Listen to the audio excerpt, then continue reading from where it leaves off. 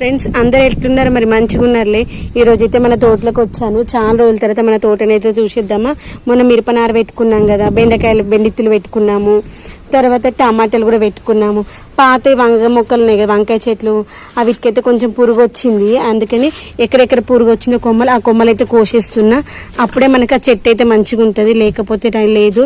ఇదిగోండి, ఇది కోసేసిన ఇంతకుముందు. ఇదిగోండి మొత్తం అంతా పురుగు వచ్చేసింది అనమాట. దీన్ని తీసి బయట పాడేసేయాలి. మనం మిద్దె తోటలు ఉంచినామంటే ఇక మిగిలిన మొక్కలు కూడా వస్తుంది. ఇదిగోండి ఎంత వచ్చింది చూడండి. మిల్లీ బగ్స్ అయితే ఇక మిల్లీ బగ్స్ స్టార్ట్ అవుతాయి. ఇక వానాకాలం స్టార్ట్ అయిందంటే చెట్లకి ఏడా చూసినా మిల్లీ బగ్సే ఉంటాయి కాబట్టి జాగ్రత్తగా చూసుకోవాలి. ఇట్లా చెట్టు ఇప్పుడు ఇంకోటి కనిపించిందా, ఇట్లా చూస్తూ అనుకున్నబ్బా మనం మిరప చెట్లకు ఎప్పుడు మిరపకాయలు కాస్తాయా అని. ఇదిగోండి ఇక్కడ ఒక మిరపకాయ ఉంది చూడండి, ఇక్కడ ఇంకొక మిరపకాయ ఉంది. చాలా 2 సంవత్సరాలు అవుతుంది అనుకుంటా మన తోటలోనైతే మిరపకాయలు అయితే లేక. ఈసారి అయితే మిరపకాయల